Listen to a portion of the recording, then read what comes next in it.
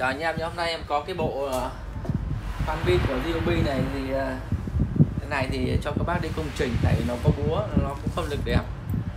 Các bác làm công trình thì nó tốt. Máy này thì không phải là máy đẹp, nói chung là cũng tầm 90-95% thôi. Như các bác đi công trình thì mình mua thì nó ngon, tại vì nó có chế độ bắn vít này, mình vừa bắn vít vừa bắn vít thì nằm ở giữa. Cái này mình vừa bắn vít này, vừa khoan vừa búa, mình khoan được cả tường này. Nó có 3 chế độ. Các bác đi công trình thì mua con này là ngon nhất này. Đi theo máy thì nó có pin 5.0 và 4.0.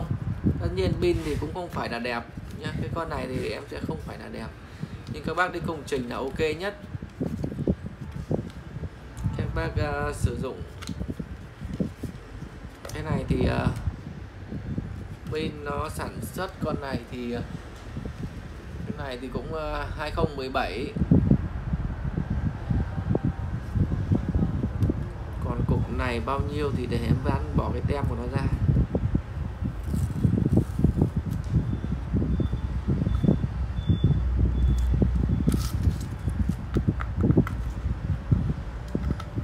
Cục này 2014 cơ mà.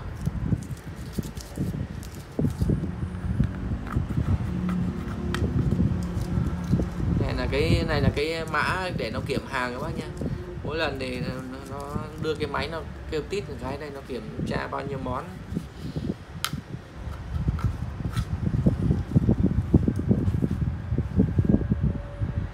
Cái này thì 2014, cái này 2017. Một cục 4 chấm mà là một cục 5 chấm. Sạc ở đâu rồi? Và đây là cái cục sạc của nó này các bác nhá.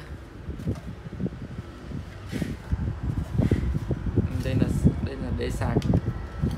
Máy thì nó sẽ gồm một túi sách như hình này, một túi sách này, một máy 3 chức năng này, một cục pin 5 chấm này, một cục pin 4 chấm này. Tất cả sử dụng ok hết nhé, máy móc ok hết. Thì nó cũng có chế độ nhanh chậm số 1, số 2. Mình bắn vít thì mình kể số độ số 2 thì nó bắn nó chậm, số 2 là số chậm, số 1 là số nhanh. Đấy, bắn vít thì mình để ở giữa, còn khoan thì mình để bên phải, khoan tường thì mình gạt bên trái. Chế độ quay.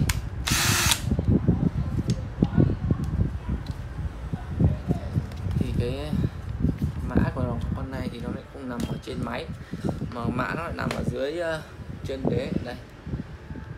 Và đọc xem kỹ cái mã nha.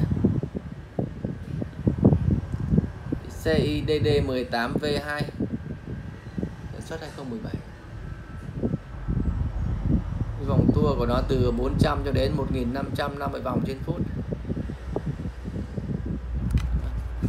Con này thì mới khoảng 90%, 90-95%.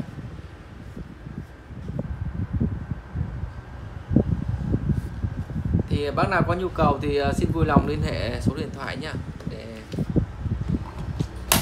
Và xin chào và hẹn gặp lại các bác trong những video sau. Xin chào nhé.